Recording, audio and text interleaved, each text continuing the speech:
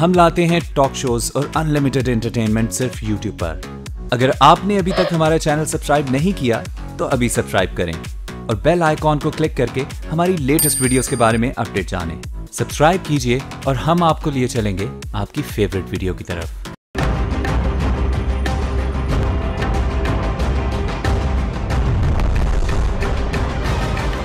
السلام علیکم، میں ہوں منیزہ جہانگیر اور آپ دیکھ رہے ہیں پروگرام سپاٹ لائٹ۔ ناظرین، آج ہم نے اپنے پروگرام میں مدعو کیا ہے ایک ایسے شخص کو جو ہمیشہ سے مسلم لیگی رہے ہیں۔ ان کے والد بھی نون لیگ سے وابستہ رہے تھے اور آج یہ مسلم لیگ نون کی حکومت میں وزیر دفاع کے فرائض انجام دے رہے ہیں۔ اس سے پہلے یہ پاکستان کے وزیر برائے کامرس بھی رہ چکے ہیں۔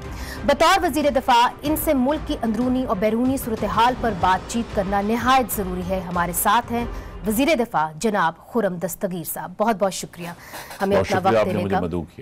آج کافی مصروف دن تھا، آپ کابینہ کی میٹنگ سے آ رہے ہیں، کچھ اہم فیصلے ہوئے ہیں اور ان میں سے ایک یہ بھی فیصلہ ہے کہ کیا شریف خاندان کو ای سی ایل پہ ڈالا جائے گا کہ نہیں۔ اس پہ کابینہ نے بہت سوچ بچار کی ہے اور اس کا فیصلہ یہی ہے کہ جتنے بھی پینڈنگ کیسز ہیں، جس میں شریف خاندان کے کیسز بھی ہیں، ان کو ایک کیبنٹ کی سب کمیٹی بنائی گئی ہے جو انہیں ان کا تخمینہ لگائے گی، اسیس کرے گی ان کو باقاعدہ طور پہ، اور پھر کیبنٹ کو وہ ریکمنڈیشنز دے گی۔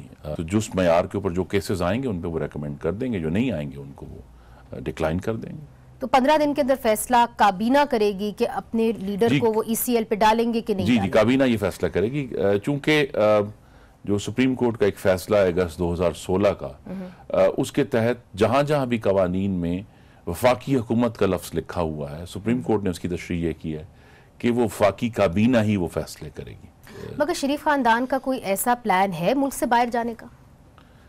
جی، جو ان کی ابھی تک طریقہ کار ہے اس میں تو یہ ہے کہ وہ رضاکارانہ طور پر ملک سے باہر گئے ہوئے تھے، واپس آ گئے جی، اور اب تو ہفتے میں 2 اور 3 جو ہیں طویل پیشیاں جو ہیں وہ ان میں وہ حاضر ہو رہے ہیں۔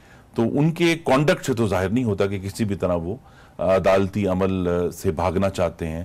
تو انہوں نے تو ثابت کیا ہے کہ وہ بیٹھنا چاہتے ہیں، بلکہ بعض ایسے مواقع بھی آئے ہیں حالیہ دنوں میں جب فاضل جج نے ان کو کہا کہ اب آپ کی حاضری ہو گئی ہے تو آپ جا سکتے ہیں، تو وہ نہیں گئے اور وہاں بیٹھے رہے۔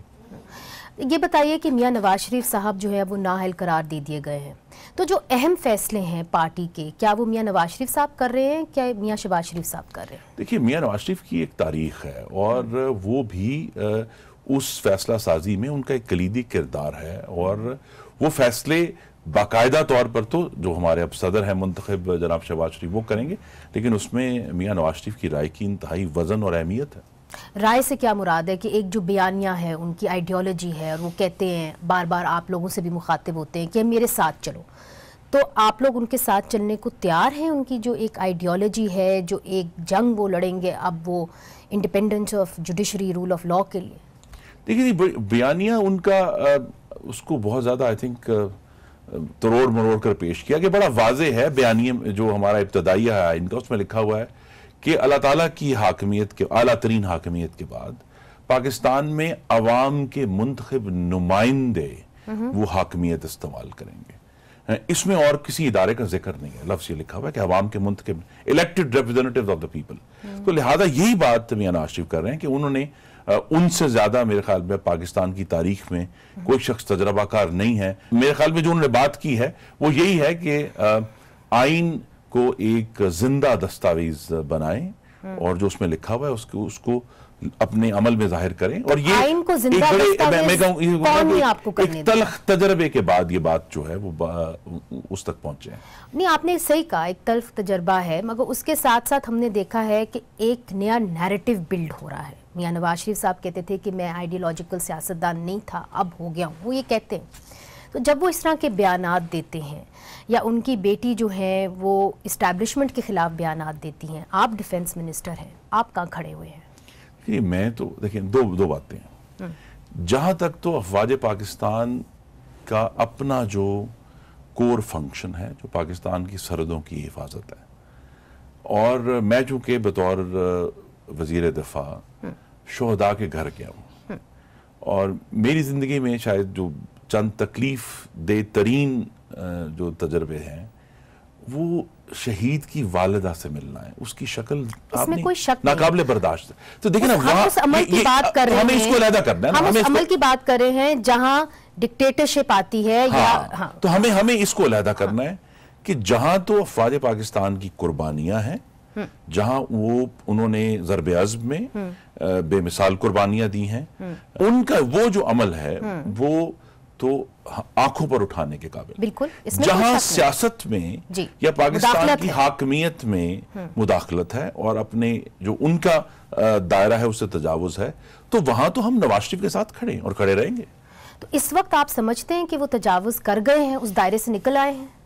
देखिए जी, इस पे बहुत सारी स्पेकुलेशन हो सकती है। हमने देखा है कि बलूचिस्तान में हम अभी तक वाज़े तौर पर अगर आप उसको एनालाइज करेंगे कि जनवरी में जो हुकूमत की तब्दीली का अमल था, उसका मकसद क्या था, उस वक्त तो समझ नहीं आया। ये हमें मार्च में आकर समझ आया कि उसका मकसद मुस्लिम लीग नून को उसके 7 सेनेटर से महरूम करना था और एक अलहदा ग्रुप कायम करना था, ताकि किसी भी तरह एक उसको इंजीनियरिंग ही कहा जा सकता है या मैनिपुलेशन कहा जा सकता है कि मुस्लिम लीग नून को सेनेट में जो उनका चेयरमैन आना चाहिए था, क्योंकि अभी भी वो सबसे बड़ी पार्टी है 34 सेनेटर्स के साथ, उसको रोका जा सके। उसको रोका गया। अब उसमें क्या किरदार था इन इदारों का, उसका भी जो फैसला है या उसकी जो असेसमेंट है वो मुकम्मल होनी बाकी है। लेकिन बहरहाल ये सवालात उठ रहे हैं और ये भी मेरे ख्याल में अगर हमें पाकिस्तान को आगे लेकर जाना है और हकीकी मानों में इस आइन को, आईन पाकिस्तान को जिंदा दस्तावेज बनाना है, तो ये सवालात उठेंगे जो सवालात आज अदलिया के ऊपर भी उठ रहे हैं। और ये सवालात जो एग्जेक्टिव है या जो मुंतखब हुकूमत है उसके ऊपर तो मुस्तकिल उठते हैं ना जी, कि इख्तियारात से तजावुज हो रहा है, करप्शन हो रही है, यहां जो है गलत लोग लगाए जा रहे हैं।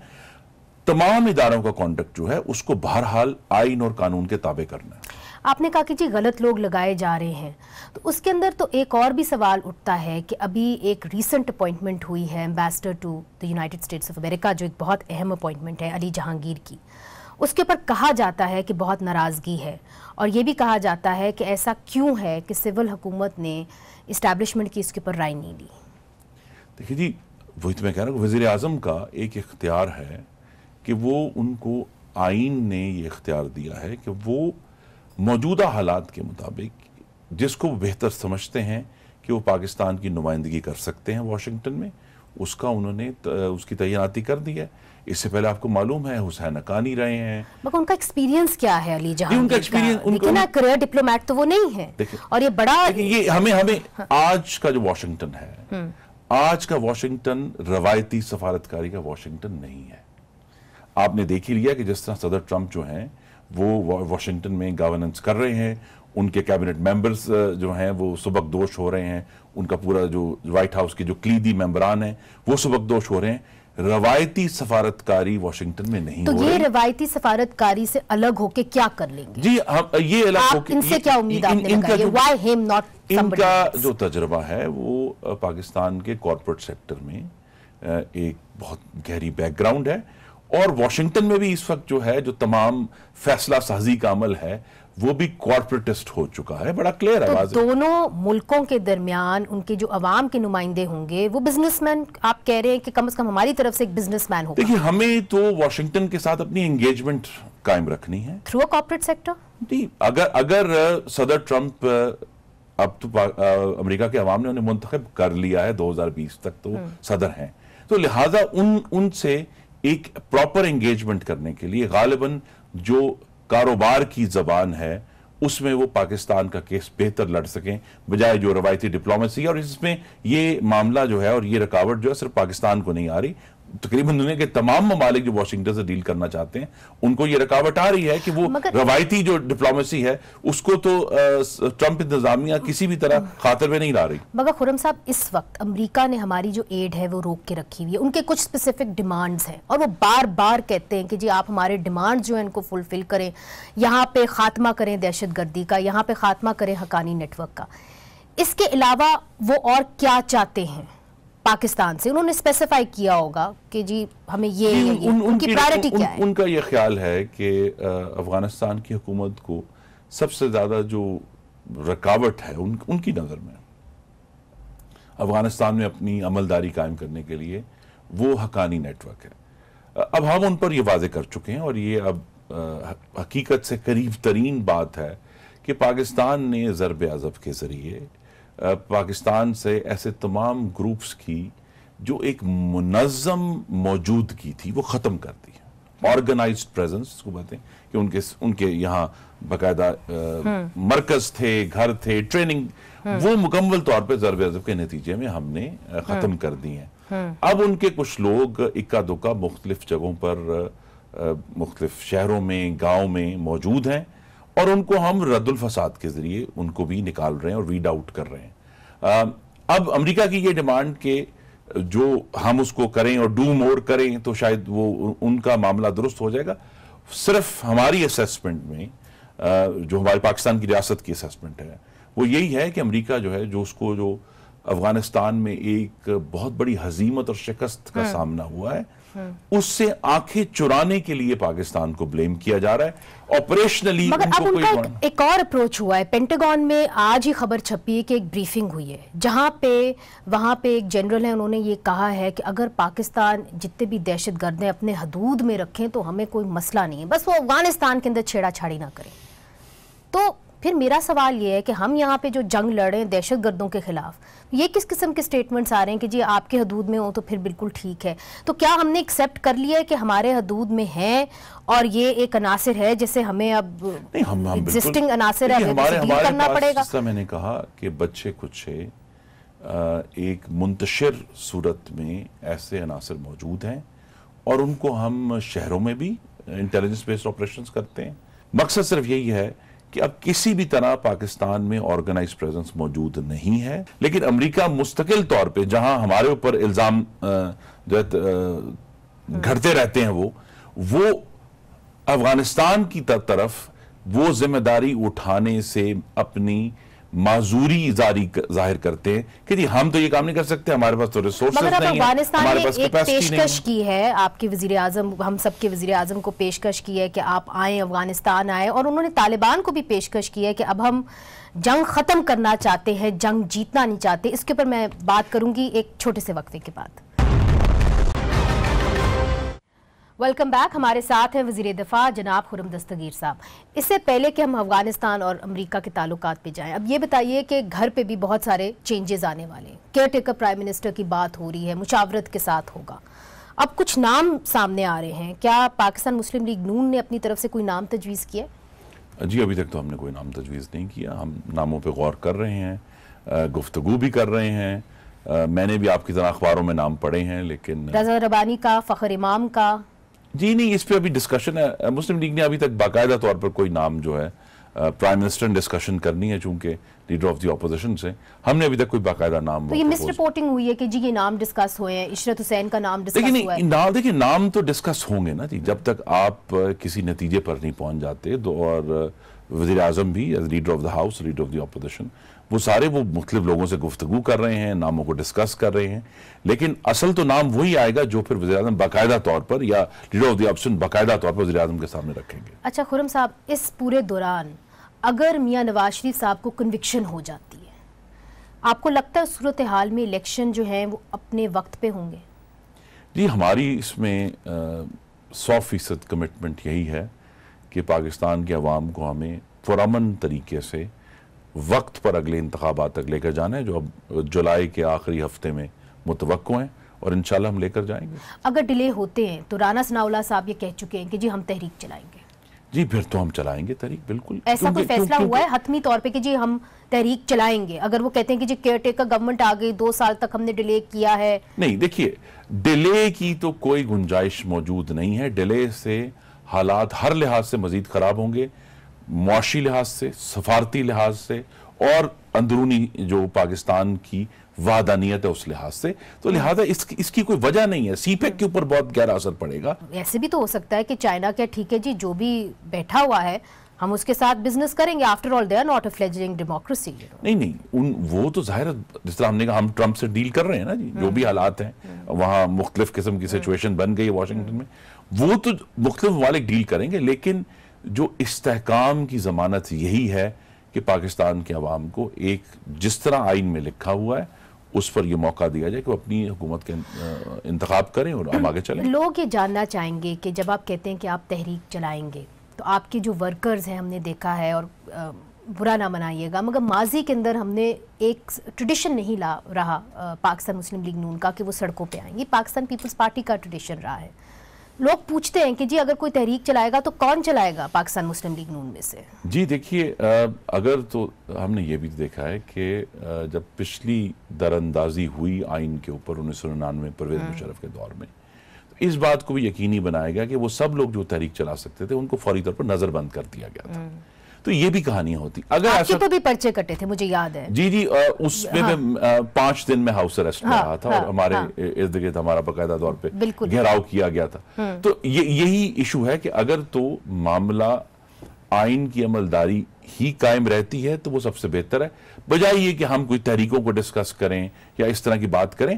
ہمیں اس کے اوپر فوکس کرنا چاہیے کہ ہم کس طرح تمام سیاسی جماعتیں, مجھے امید تو ہے کہ وہ یہ چاہیں گی کہ وقت پر انتخابات ہوں, تو ہمیں مل کر اس کی زیادہ اپنی انرجیز اس پر فوکس کرنی چاہیے. اس کے لیے آپ کو مشاورت زیادہ کرنی پڑے گی پاکستان پیپلز پارٹی کے ساتھ کم از کم.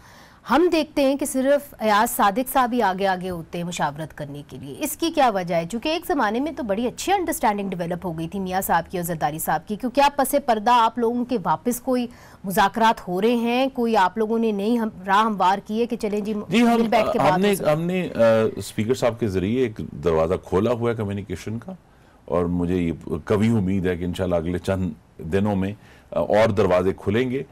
معاملہ ہماری طرف سے نہیں ہوا, معاملہ تو زرداری صاحب کی طرف سے ہوا نا, کہ انہوں نے جن کی اینٹ سے اینٹ بجانے کا اندیا دیا تھا, اب انہی کا گارا لے کر ان کی بنیادیں مضبوط کر رہے ہیں. تو وہ ان کو جو ہے وہ ان کو یہ بات سمجھ آنی چاہیے کہ صرف نون لیگ کو گرا دینا, اور یہ بات ہم نے تو گر کر سیکھی 1999 میں, کہ یہ جو معاملات ہیں انہوں نے گر کے نہیں سیکھی, نہیں, ان شہید بینظیر بھٹو نے سیکھی, اسی لیے میثاق جمہوریت ہوا.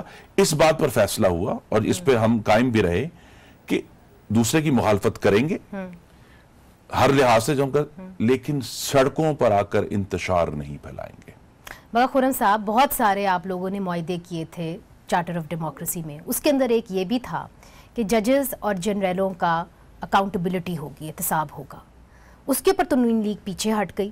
آپ ڈیفنس منسٹر ہیں, آپ سمجھتے ہیں کہ سب کا ہونا چاہیے احتساب؟ جی احتساب سب کا ہونا. جی قانون تو صرف قانون سے پیچھے, جب وہ قانون بنانے کی بات آئی اور فرحت اللہ بابر صاحب نے اس کو پرپوز کیا, نون لیگ پیچھے ہٹ گئی. جی دیکھیے, یہی معاملات ہیں جس کی وجہ سے آج ہم اس نہج پر ہیں کہ جو 4 الفاظ محمد نواز شریف نے بولے اس دن کہ وہ ہمارے منشور کے سرورق پر ہوں گے, ووٹ کو عزت دو. اسی لیے ہم اس چیز تک پہنچے ہیں کہ اگر ہم نے منتخب حکومتوں کو عوام کی رائے اور ان کی مشاورت سے, حمایت سے وہ تقویت دینی ہے کہ وہ اس قسم کے قانون سازی کر سکیں, تب یہ ایک باقاعدہ ایجنڈے کے طور پر عوام کے پاس لے جانا پڑے گا. اس لیے اب بات آپ پوری طریقے سے سمجھ گئے ہیں؟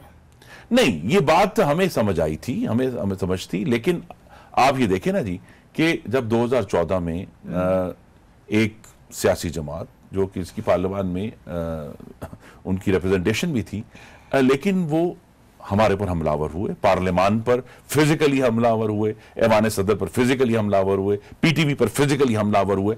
تو جب ایک منتخب حکومت جو ہے اس کے اوپر حملے ہوں گے, اسلام آباد پر اکتوبر کے آخر میں کیس سپریم کورٹ میں جانے کا جواز بنانے کے لیے حملہ ہوا اور بڑا سویر حملہ ہوا, اس کی کوئی بیسس نہیں ہو سکتی نا جی, اس کی کوئی جسٹیفیکیشن نہیں ہو سکتی. تو ہمیں تو یہ جو سارے حملے ہوئے ہمیں بیک فٹ پر لے جانے کے لیے, ہم بیک فٹ پر گئے, حقیقت یہ ہے. اسی لیے کہ یہ معاملہ چلتا رہے. کیوں چلتا رہے؟ کیونکہ صرف حکومت قائم رکھنا ہمارے سامنے نہیں تھا, اور میں چونکہ آئینی شاہد اس بات ضرورت تھی. جب 2013 میں ہم آئے, ایک خون اور اندھیرے میں ڈوبا ہوا پاکستان ملا نواز شریف کو, پاکستان کے عوام نے دیا. لوڈ شیڈنگ 18 گھنٹے کی, ایک دن میں 6 دہشت گردی کے حملے. اگر ہمیں ان 2 چیزوں سے پاکستان کو نکالنا تھا تو اس کے لیے ضروری تھا کہ حکومت قائم رہے اور اپنی مدت پوری کرے. مگر دیکھیے بہت ساری ایسی چیزیں ہیں جو آپ کر سکتے تھے اب نہیں کر سکتے. آپ کے اپنے جو ڈیفنس سیکرٹری ہیں وہ پارلیمنٹ کے اندر کچھ ان سے سوالات کیے جاتے ہیں وہ نہیں آتے. میں آپ کو ایک ایگزامپل دیتی ہوں. نیشنل کمانڈ اتھارٹی کا آپ نے ایک ایکٹ نکالا 2010 کے اندر. اس کے اندر یہ تھا جی کہ جی کنٹرول جو ہمارے اسٹریٹجک ایسٹس کا ہے اس کے بارے میں یہ کمانڈ اتھارٹی تھی اور اس کے رولز اور ریگولیشنز کیا ہوں گے وہ پارلیمنٹ میں کسی کو نہیں پتا. ڈیفنس سیکرٹری سے جب پوچھا گیا تو ڈیفنس سیکرٹری نے کہا میرے پاس وقت ہی نہیں ہے میں نہیں آ سکتا. تو بہت سارے سینیٹرز نے یہ پوچھا کہ کیا وجہ ہے کہ اس کے خد و خال ہمیں نہیں بتائے جا رہے. آپ ڈیفنس منسٹر ہیں, کیا آپ بتانا چاہیں گے کہ اس کے خد و خال کیا ہیں؟ جی دیکھیے, یہ پارلیمان کی جو سپرویژن ہے پاکستان کے سیکیورٹی معاملات کی, یہ ایک ایسا بھاری پتھر ہے جس کو تمام جمہوری حکومتیں آئی ہیں انہوں نے چوم کر چھوڑ دیا.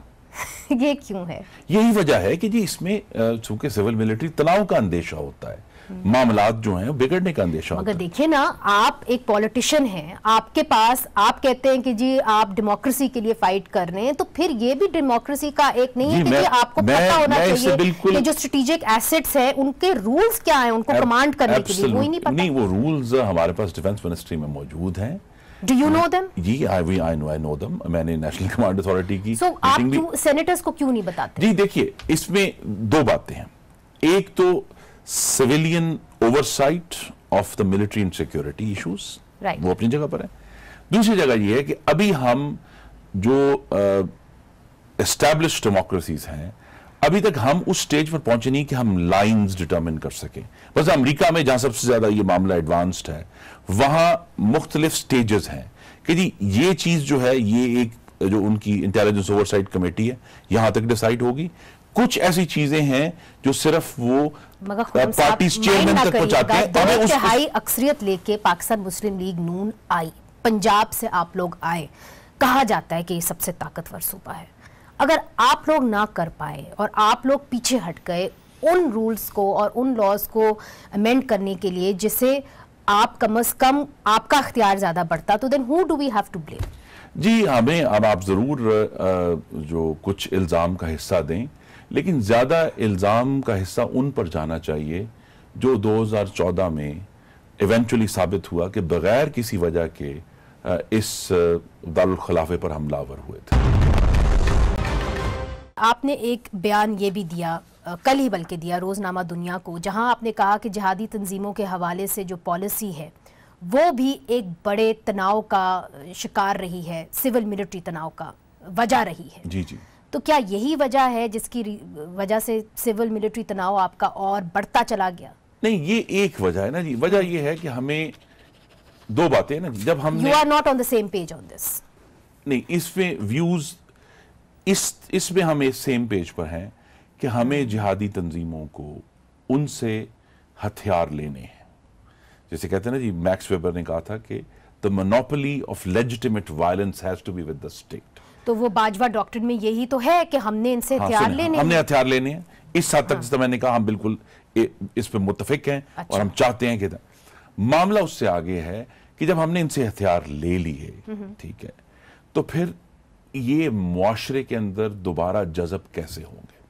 اچھا, اس کے اندر اختلاف کیا ہے؟ اس کے اندر اختلاف یہی ہے کہ بھی کیا ان کو سیاسی ایکٹیویٹی کی اجازت دی جائے یا نہ دی جائے. معاملہ یہ ہے کس حد تک جو ہے ان کو ہم ریاست میں جو ایک تو ڈی ریڈیکلائزیشن ایفرٹ ہو رہی ہے سوات میں بعض جگہوں پر کہ بھی ان کو کوشش کی جاتی ہے ری ٹرین کیا جائے, لیکن معاشرے میں ان کو ایبزارب کرنے کا یا ان کا جو ایونچول ڈسپوزل ہے کہ جب ہم نے کہا جی اب یہ معاملہ پاکستان میں کسی بھی طرح ہم یہ کہتے ہیں اللہ کے کرم سے کہ پاکستان کی سرزمین کسی اور ملک پر دہشت گردی کے لیے استعمال نہیں ہوگی, تو اس کو یقینی بنانے کے لیے معاشرے میں ایبزارب تو کرنا ہے. ایک طریقہ یہی ہے کہ انہیں معاشی طور پر ایبزارب کیا جائے ان سب لوگوں کو, لیکن کیا اس کی کچھ سیاسی, ہم یہ چاہتے ہیں کہ یہ معاشرے, ہم یہ چاہتے ہیں کہ سیاست میں آئے نہیں, یہ ایک ضرور پوائنٹ آف ویو ہے اور پوائنٹ آف ویو سے ہمیں اختلاف ہے کہ ہم یہ سمجھتے ہیں کہ ان کو معاشی طور پر ضرور ہمیں سپورٹ کرنا چاہیے, اور اگر اس کے لیے ہمیں کہیں جو ہے باقاعدہ سکولز بنانے پڑتے ہیں, کچھ سیٹ اپس بنانے پڑتے ہیں, لیکن یہ کہنا کہ جی سیاست شاید کوئی بہتر ذریعہ ہے ان کو ایبزارب کرنے کا سوسائٹی میں, ہم اس سے ایگری نہیں کرتے. تو اس पॉइंट के ऊपर आपका एक इख्तिलाफ है। ये इस पे अभी चूंकि ये डिस्कशन हुई है, बड़ी सीरियस डिस्कशन है जो जारी रहेगी। अभी मुझे जो यकीन है कि ये मामला जो इतनी जल्दी हल होने वाला नहीं है, और जो आने वाली हुकूमत जो है उसको भी ये रिजॉल्व करना पड़ेगा मामला।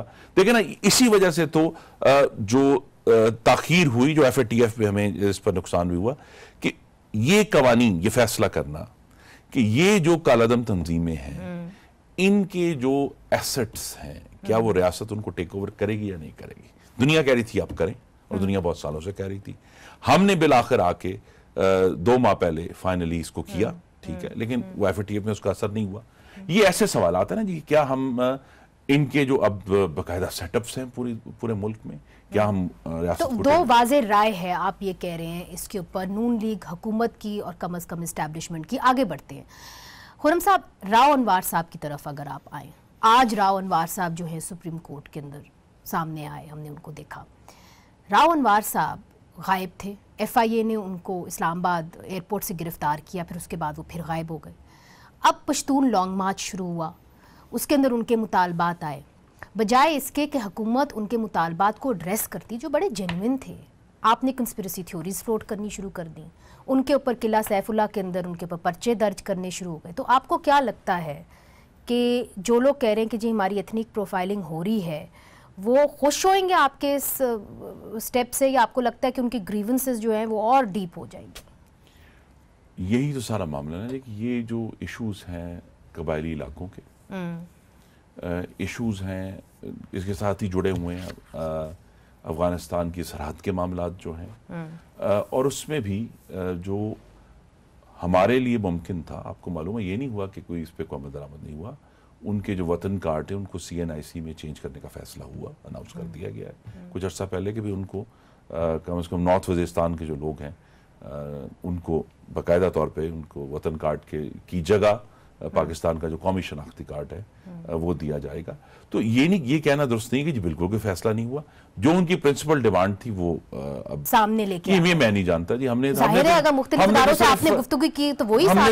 सिर्फ जो है जो अदालत आलिया ने हमें जो कहा बतौर मिनिस्ट्री ऑफ डिफेंस, हमने उसे कन्वे किया कि हमें कोर्ट ने ये डायरेक्शंस पास की हैं, तो इस मामले में हमें जो तमाम हमारे पास टूल्स एंड डिस्पोजल पे उनको इस्तेमाल करते हुए जल्द या देर राव अनवार को पेश करना है और ढूंढना है उसको। तो खुर्रम साहब, फिर वो जो ब्लॉगर्स गायब हुए थे और बथेरे लोग जो मिसिंग पर्सन्स की लिस्ट में आ रहे हैं, वो भी इदारों से अगर आप लोग पूछ लेते तो शायद वो भी कहीं ना कहीं पेश हो जाते। जी, मैं यही इसीलिए ज़रूरत यही है कि अगर हमने इन तमाम अफसोसनाक वाक़यात, हम ये चाहते हैं कि दोबारा ना हो, तमाम तर कमियों और कोताहियों के बावजूद एक मुंतखब जमहूरी हुकूमत ही हमें वहां तक पहुंचाएगी। ये नहीं पहुंचा सकी, अल्लाह करे अगली पहुंचाए, अगर वो नहीं पहुंचा सकी, बहरहाल इवेंचुअली पाकिस्तान के मुंतखब नुमाइंदों ने और उनकी मुंतखब हुकूमत ने और उनके मुंतखब ऐवानों ने ही ये जो इंसानी हकूक के मामलात हैं उनको एड्रेस करना, उन्हीं के जरिए होंगे, वो कब एम्पावर होंगे। अभी तक ये दमखम है कि कम से कम जो पर्चे इनके खिलाफ किए गए हैं पश्तून लॉन्ग मार्च के लीडरान के खिलाफ, वो कम से कम वापस ले लें, उनको हरासा ना किया जाए। कम से कम आपकी इंटीरियर मिनिस्ट्री ये कर सकती है।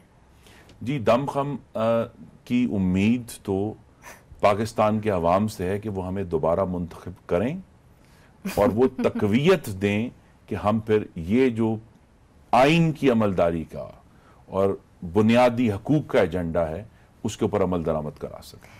यमन के हवाले से आपने पार्लियामेंट ने एक रेजोल्यूशन पास की थी कि हमारे जो फौजी हल्के हैं या हमारी जो मुल्क है वो न्यूट्रल रहेगा।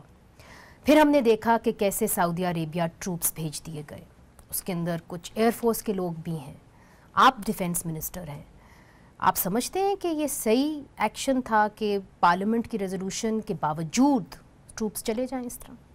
ट्रूप्स पार्लियामेंट की रेजोल्यूशन के ने जो एक दायरा कार तय किया था उसके अंदर रहते हुए गए हैं। वो ट्रूप्स सऊदी अरब की सरजमीन पर हैं, वहीं रहेंगे और उनका मकसद सऊदी अरब की अफवाज को ट्रेन करना और जहां उनको एडवाइस की ज़रूरत है वो एडवाइस देना। तो लिहाजा कोई भी पाकिस्तान का जो एयरफोर्स या आर्मी का कोई भी ऐसा सिपाही है वो सऊदी अरेबिया के हदूद के बाहर नहीं जाएगा। ठीक है। दूसरी तरफ आप डिफेंस मिनिस्टर हैं, अफगानिस्तान के साथ मामलात जो हैं वो तय पा रहे हैं। अशरफ गनी साहब ने कहा है कि हम अब जंग का खात्मा चाहते हैं, जंग जीतना नहीं चाहते। So it's a big shift. उसके अंदर पाकिस्तान कैसे मदद कर सकता है?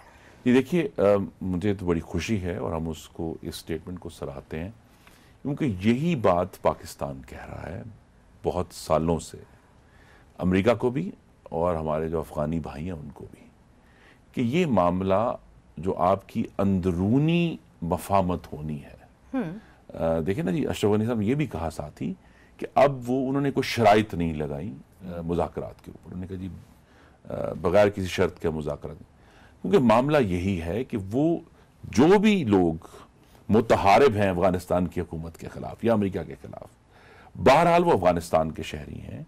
और अगर हमने अफगानिस्तान को पुरअमन चाहते हैं, मैं समझता हूं कि पाकिस्तान और अमेरिका के जो मुश्तरका मफादात हैं उसमें नंबर 1 ये आइटम है कि हमें एक मुस्तहकम, पुरअमन और जमहूरी अफगानिस्तान। जरूर अशरफ गनी साहब ने ये बात की है हमारी नज़र में कि जो लोग अब मुतहारिब हैं वो, उनसे वो बात करने के लिए तैयार हैं। उनसे जीतने की बजाय वो चाहते हैं कि ये कॉन्फ्लिक्ट खत्म हो जाए, द एंड ऑफ कॉन्फ्लिक्ट। तो वो बात करेंगे। पाकिस्तान जितनी भी उस मामले में मुआवनत कर सकता है, सहूलतकार हो सकता है, लेकिन पाकिस्तान कोई गारंटीज नहीं दे सकता इस मामले। नहीं, मैं समझती हूँ कि गारंटीज नहीं दे सकता, मगर आपने अपनी मजबूरियां हमारे सामने रखी और that was very brave of you, इसमें कोई शक नहीं। जिन लोगों ने तालिबान के साथ मुज़ाकरात करने हैं या जो लोग पाकिस्तान की तरफ से उनसे राब्ता रखे हुए हैं वो पाकिस्तानी अफवाज है, let's be clear on it. क्या वो सिविलियंस को इन कॉन्फिडेंस लेती भी है कि हमारी क्या बातचीत हो रही है या किन ग्रोह के साथ हमारा तबादला ख्याल हो रहा है? देखिए, यहाँ भी जो है ना जी, हमें बाज़ चीज़ें जो बताने वाली हैं वो बताते हैं, जो नहीं, बहुत सारा ऐसी डिस्कशन है जो हमारे नॉलेज में ना ही हो तो बेहतर है। बिकॉज फिर हाउ डज खुर्रम दस्तगीर साहब डिफेंस मिनिस्टर या ख्वाजा आसिफ साहब फॉरेन मिनिस्टर या शाहिद खाकान अब्बासी साहब जो वजीर आजम हैं, उनसे कैसे अफगानिस्तान तवक्को करेगा कि पाकिस्तान और अफगानिस्तान के ताल्लुकात बेहतर हो जाए, जब जो बेहतर करने वाले वो जो तो हमें कहीं और रिपोर्ट है। होनी है वो स्ट्रेटेजिक डिसीजन है कि जी उन्होंने ये फैसला कर लिया है कि वो बात करने के लिए तैयार हैं, क्या कोई शराइत है या नहीं है, किस बुनियाद पर बात होगी, उस फैसले, ये फैसला हमें रिपोर्ट होगा। उस फैसले तक पहुंचने के लिए जो डिस्कशन हुई है मैं वो जानना नहीं चाहता। इस वक्त आपकी जो मालूमात हैं उसके मुताबिक एक एक्सपेक्टेशन है अफगान हुकूमत से और अमेरिका से, वो ये कहते हैं कि हमारा यकीन है कि पाकिस्तान के कुछ क्वार्टर्स के अंदर राब्ते अभी तक बरकरार हैं तालिबान के साथ। हम ये चाहते हैं कि उनको मुज़ाकराती टेबल पे लाया जाए और वो अफगान हुकूमत को एक फरीक समझें। क्या हम ये करने जा रहे हैं? जी, ये बात तो जब वज़ीर आज़म तशरीफ़ अगर ले जाते हैं अगले चंद दिनों में या हफ्तों में, वहीं ये फाइनलाइज होगी। खुर्रम दस्तगीर साहब, बहुत बहुत शुक्रिया, आपने एक बड़ा कैंडिडेट और बोल्ड इंटरव्यू दिया। बहुत बहुत शुक्रिया फॉर स्पीकिंग सो फ्रैंकली।